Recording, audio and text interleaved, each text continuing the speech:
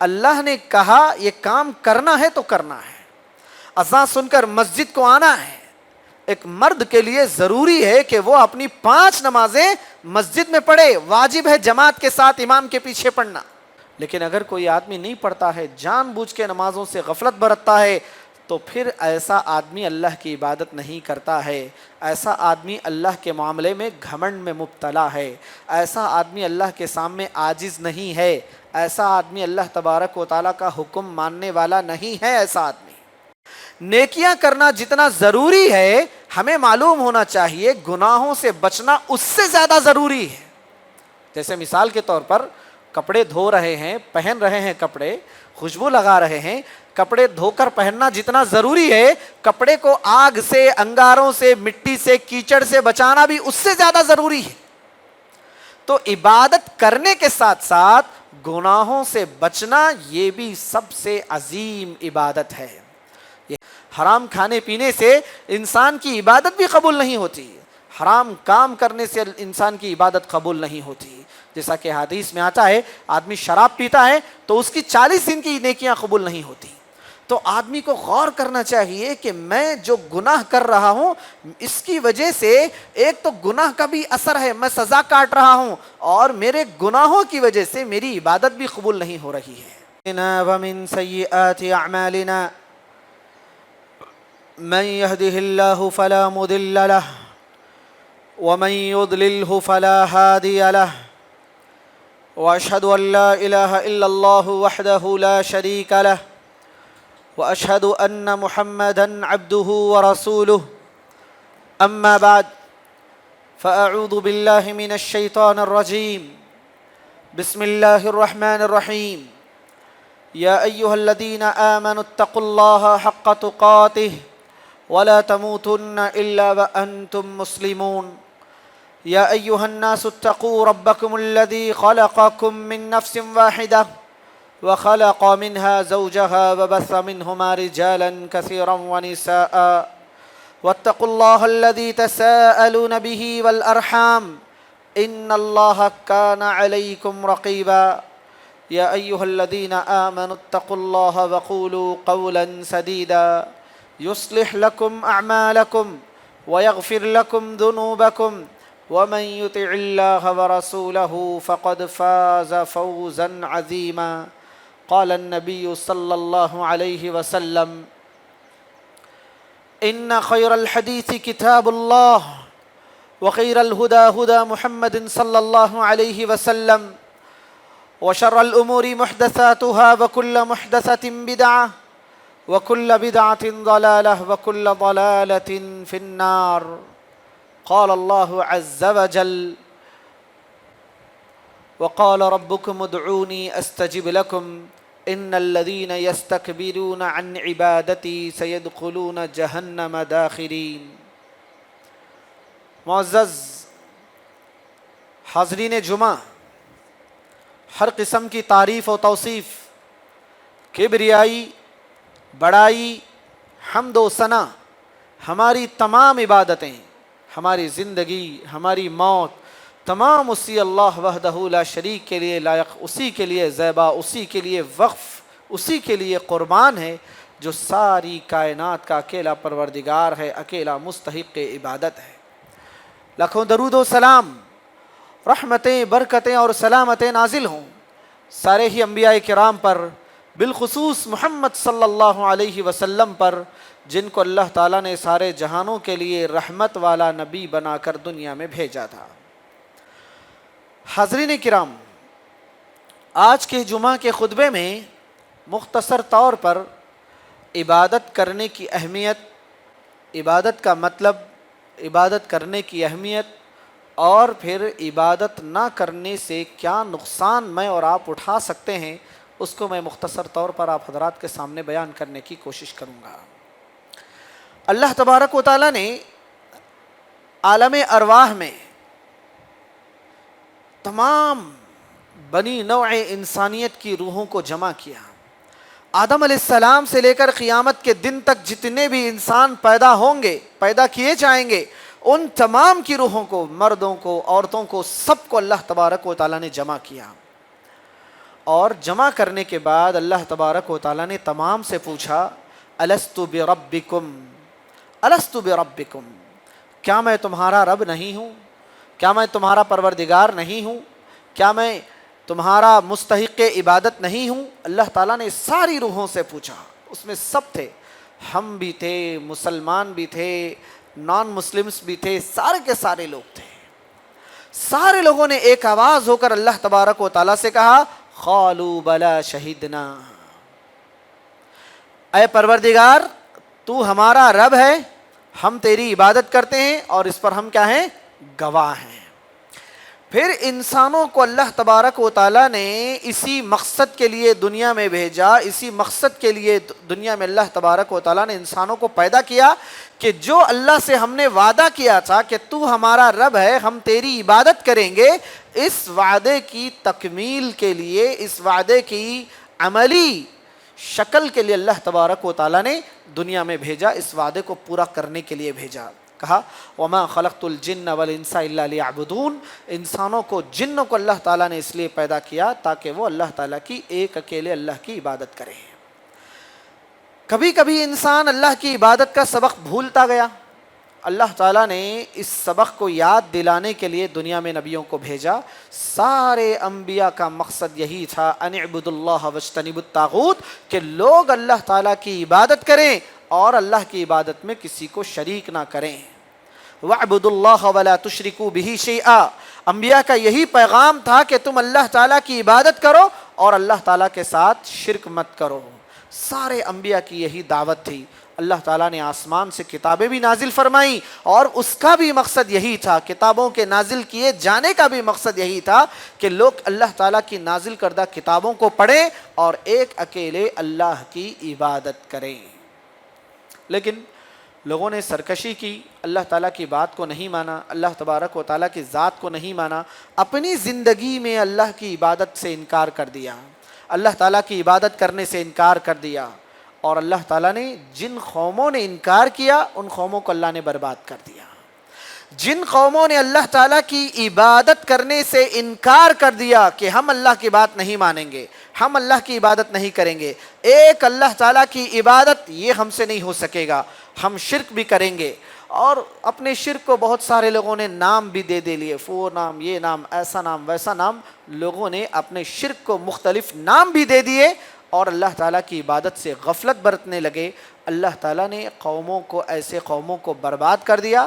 قرآن مجید میں ایک لمبی تاریخ موجود ہے، حضرت نوح علیہ السلام کی قوم کی ایک تاریخ ہے، حضرت صالح علیہ السلام کی قوم کی ایک تاریخ ہے، اور اللہ تبارک و تعالیٰ نے ہود علیہ السلام کی قوم کی بھی تاریخ بیان کی ہے کہ کس طرح ان لوگوں نے اپنے انبیاء کے منہ پر انکار کر دیا، ہم آپ کی بات نہیں مانیں گے، ہم اللہ تعالیٰ کی عبادت نہیں کریں گے، منہ پر ان لوگوں نے انبیاء کا انکار کر دیا، تو ان لوگوں پر عذاب آیا، ایسی قوموں کو مٹا دیا گیا، ایسی قوموں کو برباد کر دیا گیا، اور ایسی قوموں کو رہتی دنیا تک کے لیے ایک نشان عبرت بنا کر چھوڑ دیا گیا۔ آئیے ہم دیکھتے ہیں کہ عبادت کا اصل مطلب کیا ہے۔ جب ہم دیکھتے ہیں قرآن اور حدیث میں، نماز یہ عبادت کی ایک شکل ہے، روزہ رکھنا یہ عبادت کی ایک شکل ہے، مثال ہے عبادت کی، حج کرنا یہ بھی عبادت کی شکل ہے۔ تو اصل عبادت کیا ہے؟ اصل عبادت کا مطلب یہ ہے کہ انسان کا اپنے آپ کو اللہ کے آگے ذلیل کرنا، انتہائی عاجزی و انکساری اختیار کرنا، انسان کا اللہ تبارک و تعالیٰ کے سامنے جھک جانا، اپنے سر تسلیم کو خم کرنا، اللہ تعالیٰ کی ہر بات ماننا، اللہ تعالیٰ کا ہر حکم سننا، اللہ تعالیٰ نے جو کرنے کے لیے کہا ہے اسے کر دینا، اللہ تعالیٰ نے جن جن چیزوں سے بچنے کے لیے کہا ہے ان ساری چیزوں سے بچنے کا نام ہی عبادت ہے۔ التذلل، یعنی آدمی اگر کسی کو ایسے سمجھتا ہے، آدمی یوں سمجھیے کسی کو اپنا اونر سمجھتا ہے، کسی کو مالک سمجھتا ہے، اور آدمی اس کا غلام ہوتا ہے، تو غلام کی ذمہ داری ہے کہ اپنے آقا، اپنے مالک کی ہر بات کو سنے، ہر بات کو سنے۔ جو جو مالک نے حکم دیا ہے، اس کے آقا نے حکم دیا ہے، ایک غلام کو چاہیے کہ اس کا مطیع و فرما بردار بن کر رہے، اس کے کسی بھی حکم سے تعرض نہ کرے کہ میں یہ نہیں کروں گا، میں وہ نہیں کروں گا، میں ایسا نہیں کر سکوں گا، میں اتنا ہی کر سکتا ہوں۔ غلام وہاں پر نہیں بول سکتا۔ آقا نے کہہ دیا، اس کے اونر نے کہہ دیا کہ یہ کام کرنا ہے تو بس کرنا ہے، ایسا کرنا ہے تو بس ایسا ہی کرنا ہے۔ تو یہی ایک مثال سے ہم سمجھ سکتے ہیں، اللہ نے جب ہمیں عبادت کے لیے پیدا کیا ہے تو پوری زندگی اللہ تعالیٰ کا حکم ماننا ہی عبادت ہے۔ اپنے آپ کو اللہ کے آگے جھکا دینا، اپنے آپ کو اللہ تبارک و تعالیٰ کے حکم کے آگے، اللہ تعالیٰ کے حکم کے آگے اپنے آپ کو لگا دینا کہ اللہ نے کہا بس کرنے کا ہے تو کرنے کا ہے۔ اللہ نے کہا کہ دن میں 5 نمازیں جماعت کے ساتھ مسجد میں پڑھنا ہے، یہ اللہ تعالیٰ کا حکم ہے تو وہ کام کرنا ہے۔ اللہ نے کہا یہ چیز حرام ہے، اسے چھوڑ دینا ہے، اس کے قریب بھی نہیں جانا ہے، اس کے قریب بھی نہیں جانا ہے۔ اللہ تبارک و تعالیٰ نے کہا کہ اپنے مال میں سے زکوٰۃ دینا ہے، سال کو 1 مرتبہ اتنی زکوٰۃ دینا ہے، اتنی زکوٰۃ دینا۔ اللہ تعالیٰ نے کہا کہ 30 روزے رکھنا ہے، رمضان کے مہینے کے 30 روزے رکھنا ہے۔ تو وہاں پر اپنی منمانی چلائے بغیر اپنے آپ کو اللہ تعالیٰ کے حکم کے تابع کر دینا، اللہ تعالیٰ کے آرڈر کے تابع کر دینا، اپنے آپ کو یوں سمجھنا کہ میرے اوپر سارا کا سارا نظام اللہ تعالیٰ کا ہی چلے گا، گویا یوں سمجھیے اپنی زندگی کا ریموٹ اللہ تعالیٰ کے ہاتھ میں دے دینا، اللہ تعالیٰ کے حوالے کر دینا، اس کے قبضے میں دے دینا، اور یوں سمجھنا کہ اب میری پوری زندگی کی باغ ڈور اسلام کے تابع ہے، دین کے تابع ہے۔ دین جو کہے گا میں وہ کروں گا، دین جس سے منع کرے گا میں اس سے رک جاؤں گا۔ رسول اللہ صلی اللہ علیہ وسلم کی زبانی، رسول اللہ صلی اللہ علیہ وسلم کی زبانی جو بھی حکم مجھے ملے گا مجھے وہ کرنا ہے۔ وما آتاکم الرسول فخذوہ وما نہاکم عنہ فانتہوا، کہ اللہ کے رسول تمہیں جو دے دیں عبادت کے نام پر کہ یہ اللہ کی عبادت ہے، یہ اللہ کی عبادت ہے، یہ اللہ کی عبادت ہے، جس کام کے بارے میں، جس نیکی کے بارے میں اللہ کے رسول حکم دے اسے کرنا، اور رسول جس کام سے روکیں کہ یہ عبادت نہیں ہے، یہ بدعت ہے، یہ گناہ ہے، یہ اسلام کے خلاف ہے، یہ شرک ہے، رسول جو چیزیں بتائیں غلط طور پر کہ یہ چیزیں غلط ہیں دین میں، ان تمام غلط باتوں سے، غلط کاموں سے، گناہ کے کاموں سے، ان تمام چیزوں سے دور رہنا یہ اصل ہے۔ کچھ قومیں تھیں، کچھ لوگ تھے اللہ تعالیٰ کی عبادت نہیں کرتے تھے۔ اللہ نے ان کے رسولوں کی زبانی ان کو دعوت دی، جب وہ لوگ نہیں مانے تو اللہ تعالیٰ نے سب کو کیا کر دیا؟ دنیا میں عذاب سے دوچار کر دیا، بارش نازل کر دیا اللہ تبارک و تعالیٰ نے، پانی آیا ڈوب گئے، قوم ڈوب گئی، گھر گھر ڈوب گیا۔ ایک بڑی چیخ، ایک ایسی چیخ تھی، ایک ایسی آواز تھی جس سے پورا کا پورا گاؤں اس آواز کی چیخ سے کیا ہو گیا؟ پورا یوں سمجھیے قبرستان بن گیا۔ تو اگر ہم بھی اگر اللہ کی عبادت نہیں کریں گے تو کیا ہوگا؟ اگر ہم بھی اللہ تعالیٰ کی عبادت نہیں کریں گے تو کیا ہوگا؟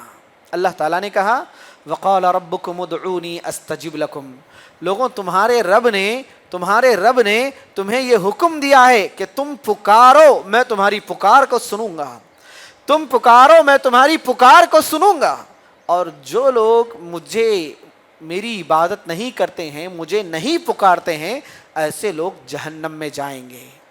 جو لوگ میری عبادت سے اعراض کرتے ہیں، جو لوگ میری عبادت سے تکبر کرتے ہیں، تکبر میں آ کر میری عبادت نہیں کرتے ہیں، گھمنڈ میں آ کر میری عبادت نہیں کرتے ہیں، وہ لوگ جہنم میں جائیں گے۔ اگر ہم سوچیں گے تو معلوم ہوگا عبادت نہیں کرنا یہ تکبر ہے، عبادت کر دینا یہ اللہ کے سامنے عاجزی ہے۔ اللہ نے کہا آپ کو نماز پڑھنا ہے، آدمی اذان ہو رہی ہے، دیکھ رہا ہے کہ لوگ نمازوں کو جا رہے ہیں، گھر کے اوپر سے جا رہے ہیں، دروازے کے اوپر سے جا رہے ہیں، ایسے علاقے میں ہم لوگ رہتے ہیں، نہ چاہتے ہوئے بھی ہر نماز کے لیے کم سے کم 10 سے 15 اذانیں ہم سن لیتے ہیں، الحمدللہ۔ ایسے علاقے میں ہمارے گھر ہیں، ہمارا جو علاقہ ہے یہاں پر، کہ ہم ایسے علاقے میں ایسے علاقے میں ہیں، اتنی ساری مسجدیں ہیں اللہ کے فضل و کرم سے، آپ کسی بھی گلی میں نکل جائیے آپ کو مسجد مل جائے گی۔ ظہر کی نماز کا وقت ہو گیا، اذان ہو رہی ہے، جو بھی مسجد کی اذان ہو رہی ہے، ایک مسلمان کو چاہیے کہ اس کے دل میں اذان کے بعد نماز پڑھنے کا خیال آئے۔ اگر پھر بھی وہ نہیں کر رہا ہے تو وہ اللہ کے سامنے عاجزی نہیں کر رہا ہے، وہ اذان سن کے بھی گھمنڈ کا معاملہ کر رہا ہے، تکبر کا معاملہ کر رہا ہے اور مسجد کو نہیں جا رہا ہے۔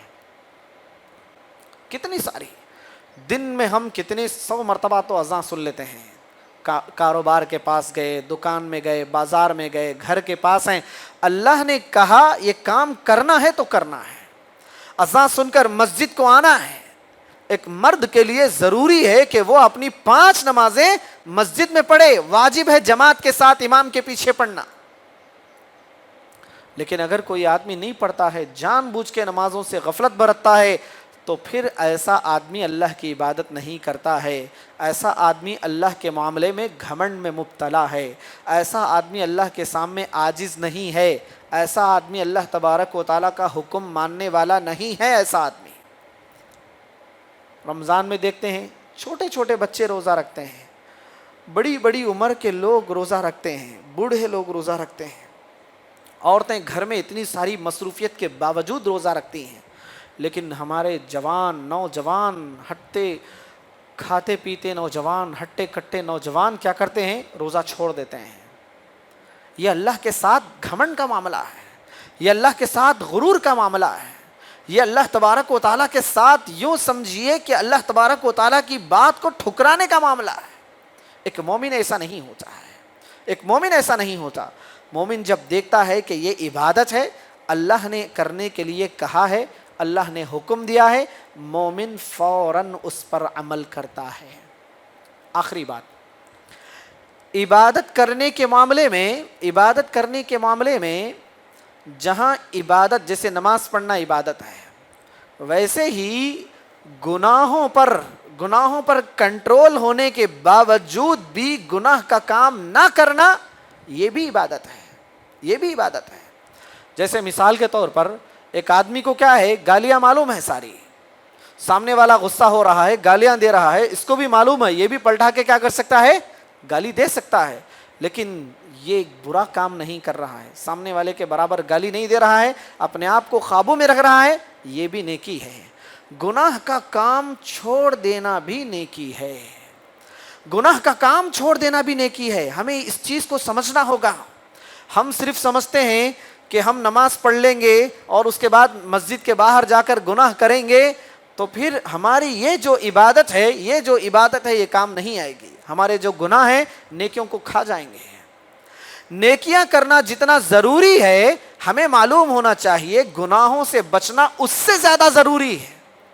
جیسے مثال کے طور پر کپڑے دھو رہے ہیں، پہن رہے ہیں کپڑے، خوشبو لگا رہے ہیں، کپڑے دھو کر پہننا جتنا ضروری ہے، کپڑے کو آگ سے، انگاروں سے، مٹی سے، کیچڑ سے بچانا بھی اس سے زیادہ ضروری ہے۔ تو عبادت کرنے کے ساتھ ساتھ گناہوں سے بچنا یہ بھی سب سے عظیم عبادت ہے۔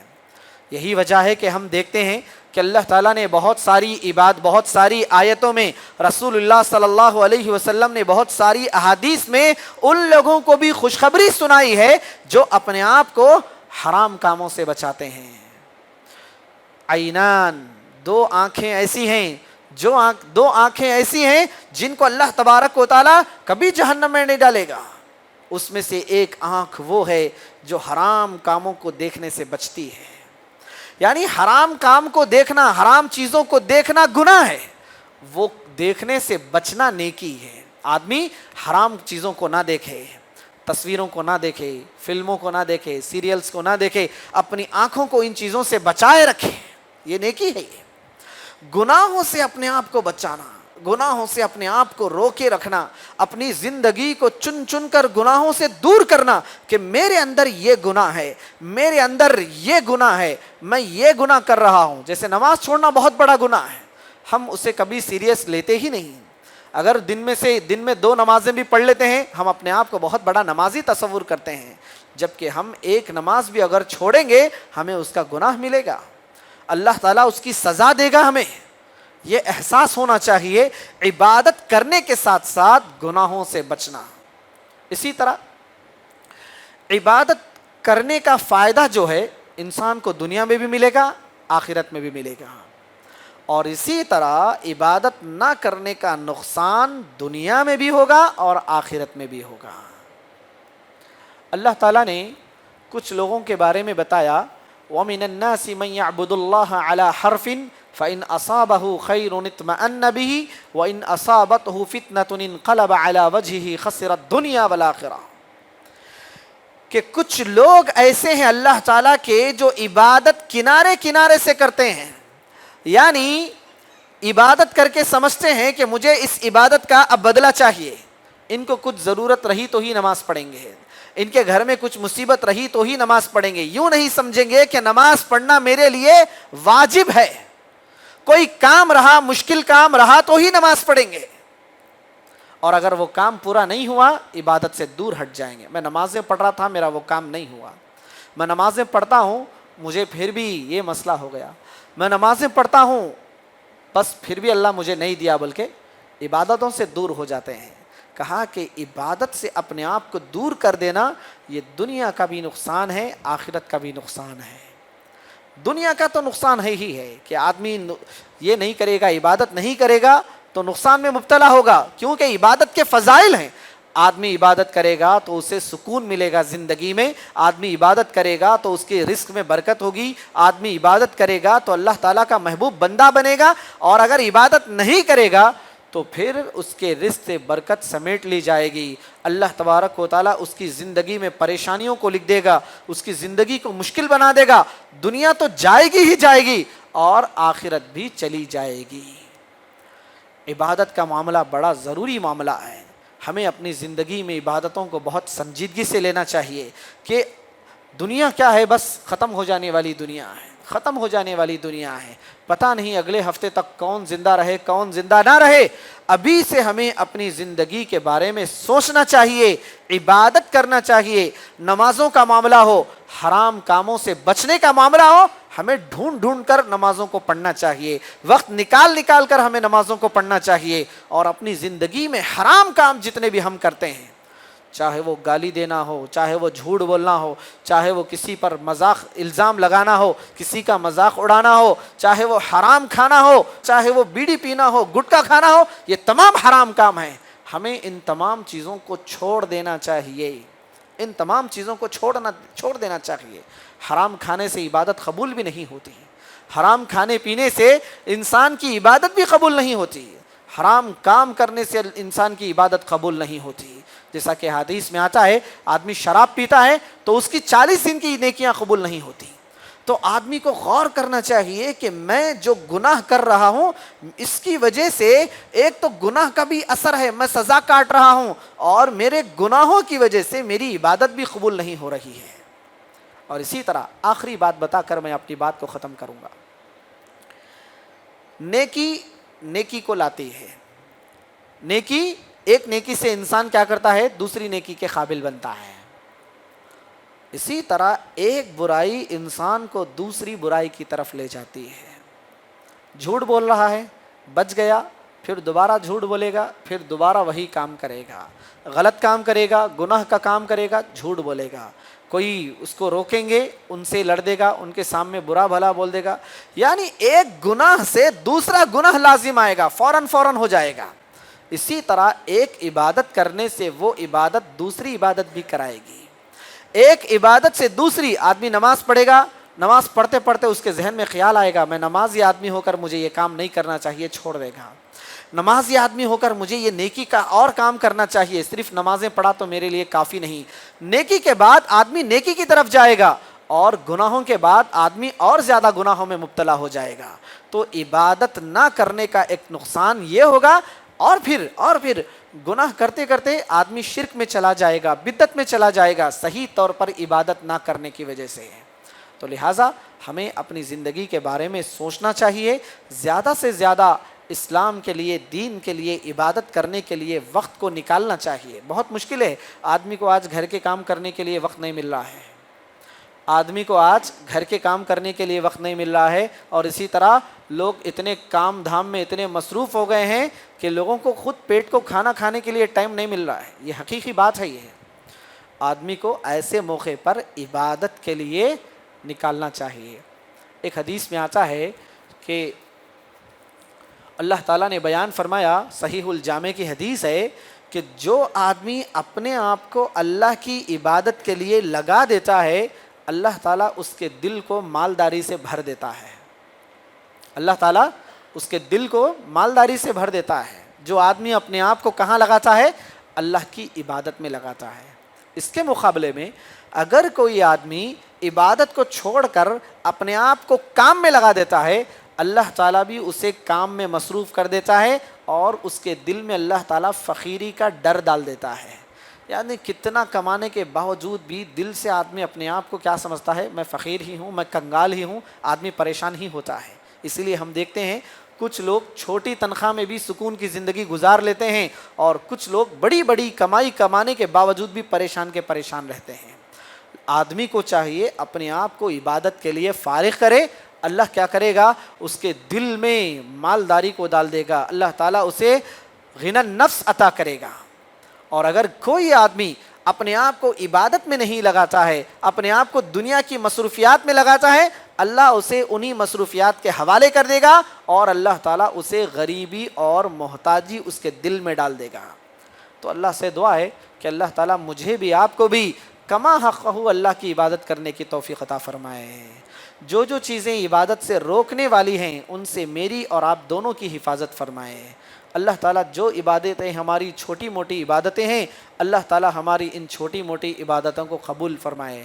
آمین وآخر دعوانا ان الحمد للہ رب العالمین۔ اقول قولی هذا استغفر الله لي ولكم ولسائر المؤمنين اجمعین۔ بارک اللہ لی ولکم فی القرآن العظیم، ونفعنی وإیاکم بالآیات والذکر الحکیم۔ انہ تعالی جواد کریم ملک بر رؤوف رحیم رب حلیم۔